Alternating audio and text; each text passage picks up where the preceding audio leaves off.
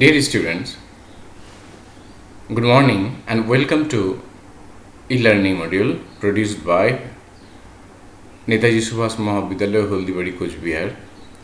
Dear students, today I will discuss about pot of gold and I will give you a bird's eye view about the summary gist of the play Pot of Gold. Then I shall discuss about it as a comedy. Dear student, first the Pot of Gold was published under the name Aulularia. Aulularia is a Latin play. Aulularia, the name is Latin. The title literally means the little plot, but some translator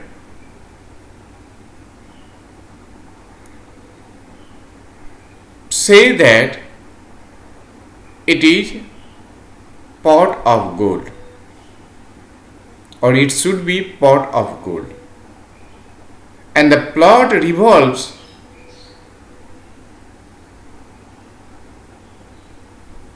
around a literal pot or vessel of gold. Who is the miserly protagonist? Euclio, the father of Phaedrium, or would be father-in-law of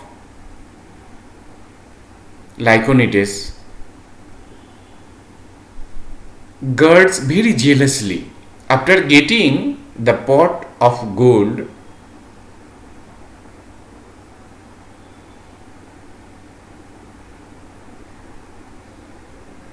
Euclio has become more miser. The play's ending does not survive.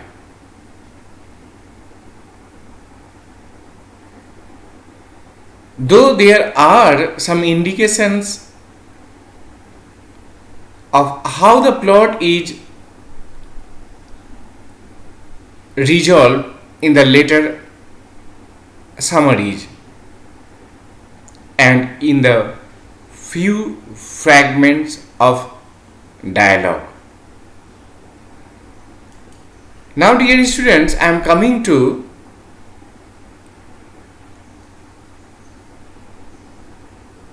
the brief summary of Aulularia, or the pot of gold. Aulularia is a Latin play by the early Roman playwright Plautus, or full name is Titus Maecius Plautus.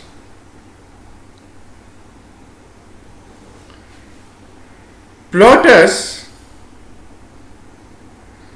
wrote the play, and the subject matter of the play revolved around that particular pot of gold.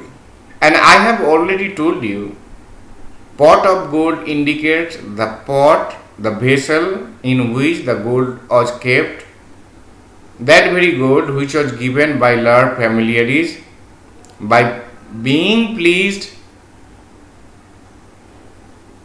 by the behavior of the girl of that house.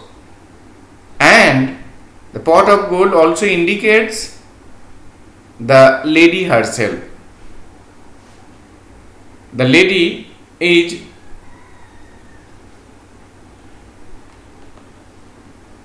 Phaedrium. The play's ending is to some extent confusing. Actually, Lar Familiaris, the household deity of Euclid,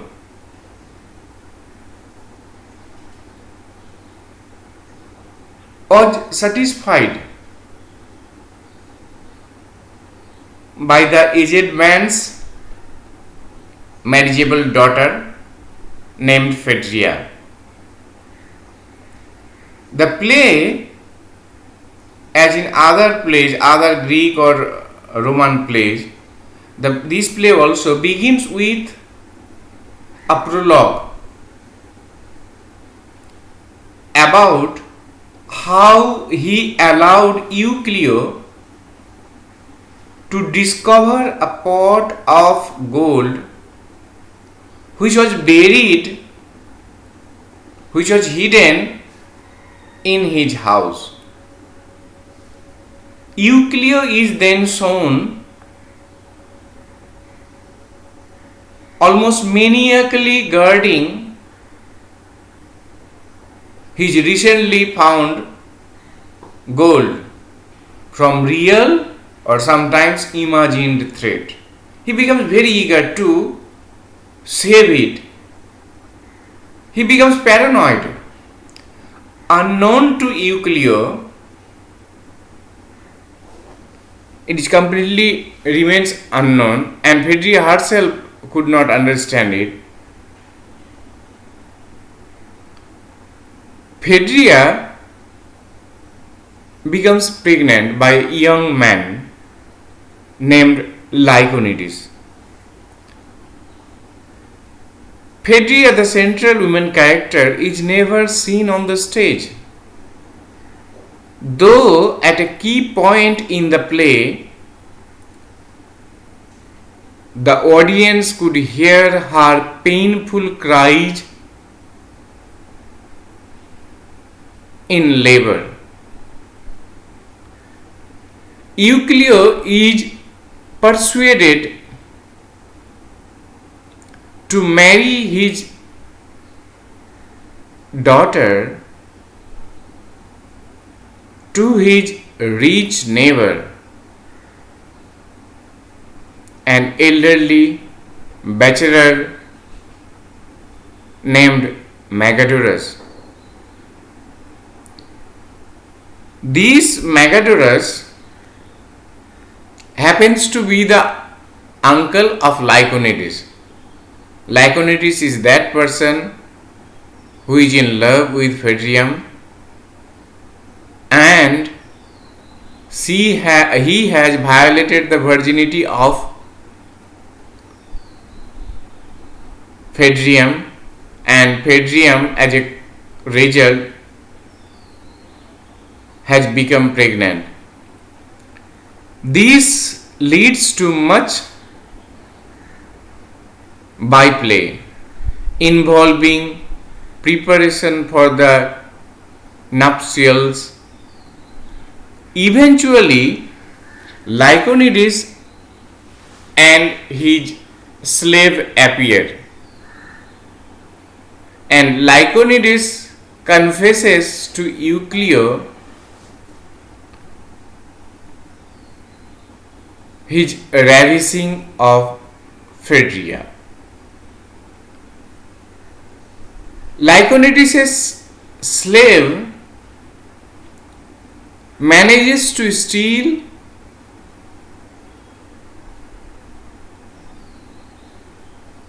the now notorious or very famous pot of gold. Lyconides confronts his slave about the theft. At this point, the manuscript breaks off. From this one word, there is no text. From surviving summaries of the play, we know that Euclid eventually recovers his pot of gold and gives it to Lyconides and Phaedria.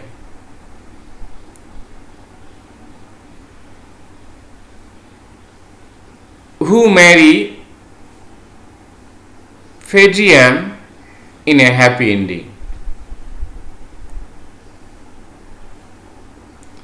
Dear students, here I have given you a very brief overview of the play The Pot of Gold. The main plot of The Pot of Gold is an unusual one. Why unusual one? A miser. Who is the miser? Euclio. A miser Euclio, through excess of caution, is made to lose his recently discovered treasures. And dear student, in the prologue we come to know that La Familiaris gave the pot of gold perhaps to bail out, to help out Euclio, the miser, so that he can give dowry during his daughter's marriage. And without dowry at that time, none was ready to get married with a girl or a lady. By the good offices of a young man who has violated his daughter, however,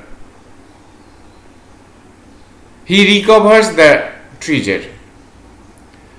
Meanwhile, he has learned a lesson, and so he apparently gives the money to his daughter as a dowry and is happy to be relieved of the task of guarding the pot of gold. Here at the end, both the thing that he was guarding, one was the pot of gold, another one the chastity of her daughter.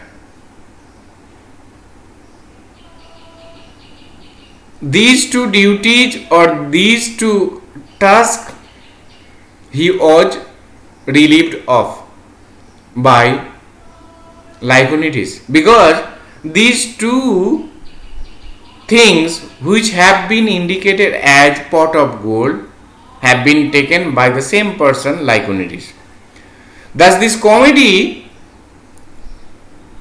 like Terence's The Brothers, has a serious theme.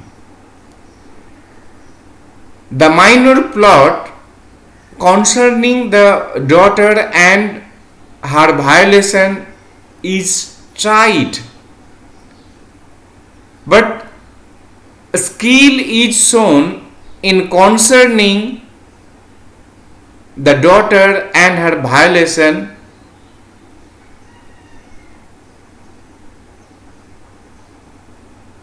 is very much appropriate.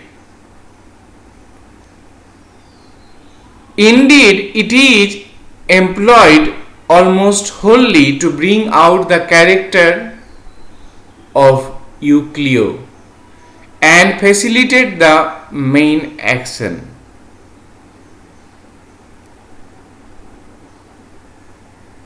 The play opens with an omniscient prologue by the patron divinity of the household. Who is the household divinity or the god? La Familiaris. So, it opens with the prologue that is delivered by household god La Familiaris.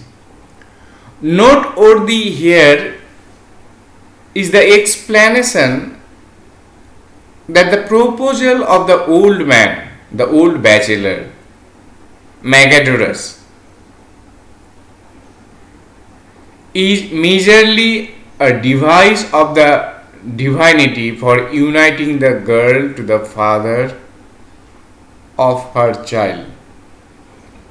See, surely a modern playwright would have preferred to dispense with the prologue altogether and to reserve Magadoras's proposal for an exciting complications. But the ancient dramatist, for example the Greek or Roman dramatist, had some justification for rejecting this method. He is anxious in no way, Plautus is anxious in no way to detract from the emphasis on Euclid's character.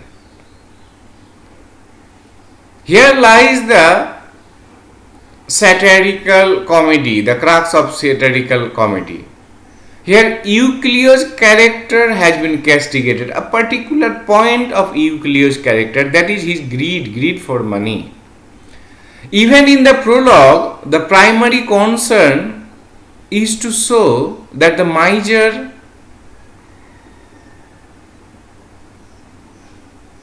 Euclid or the miserliness of Euclid has been inherited by or through generation. It has been inherited. Here again I am telling you that miserliness, corruption, greed for money was very rampant in that Roman society. Indeed, the proposal of Magadorus itself is primarily designed to bring out that point, and it is essential to the plot that the present Euclid will not give a dowry to his daughter. He is unwilling to provide dowry during the marriage of his daughter, though she must inevitably lose social status if she marries a wealthy man without any dowry. During that time, it was very vogue. Giving dowry was in vogue. If you do not give dowry, your daughter will not get any kind of respect at the house of her in-laws. So the very liberal character of Magadorus is designed by contrast to display the niggardliness of Euclid. Here, Euclid and Magadorus are poles apart. Magadorus is ready to get married with Euclid's daughter without having any dowry. On the other hand, Euclid is not ready to give the pot of gold as a token of dowry. The scenes between Euclid and Sthephila, the servant, also serve to illustrate the character of the miser. And this is also a point of comedy. Incidentally, preparation for his subsequent distrust of the very bad Magadorus is contained in his complaint that all his fellow citizens, seeming to know that he had found a treasure, now greet him more cordially. Eunomia and Magadorus are introduced. Eunomia, mother of Lyconides, and Magadorus, brother of Eunomia and uncle of Lyconides, are introduced with an elaborate duet in which it is brought out that an old brother is being forced to do his duty to society by an old sister who has already done hers. Since Eunomia must have a role later in the play, the dramatist or the satirist has done well to introduce her here, and she is very nicely drawn in this play as a mother and as a sister of Megadorus. Her slightly archaic Latin perhaps suggests that she belongs to that class of staid matrons whom attention to the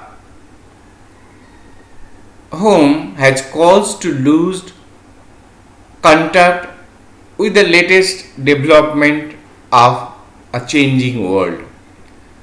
She is a type of old-fashioned woman, well known and admired by Cicero. The cooks furnish low comic relief in this very serious play, but they are also necessary in the machinery of the plot. Significantly emphatic are the repeated references to the notorious thievery of the cooks, especially the slave's monologue devoted exclusively to this subject immediately before the re-entrance of Euclio. The distinctly lower atmosphere of these menials is very subtly suggested or indicated also by a few indecent jests. So Euclio is brought to the fatal mistakes of removing his hoarded gold and burying it elsewhere. He wanted to bury it in a more safe place. And in the time of shifting the place, someone saw it. And you know what will happen. Megadorus' genial threat to make him drunk merely adds to his uneasiness, though he has been pleased with Megadorus' disgust of rich wives and their extravagances. The action which leads to the slave of Lyconides to steal Euclio's treasure is well motivated. But the technique of eavesdropping is awkward in the extreme. For misers, however old or fond of talking to themselves, are careful not to talk of their treasures aloud. To present their thoughts in soliloquies may be permissible, but to have another discovery the secret by overwhelming such soliloquy violates the probability. So, when Euclio was changing the place of the treasure,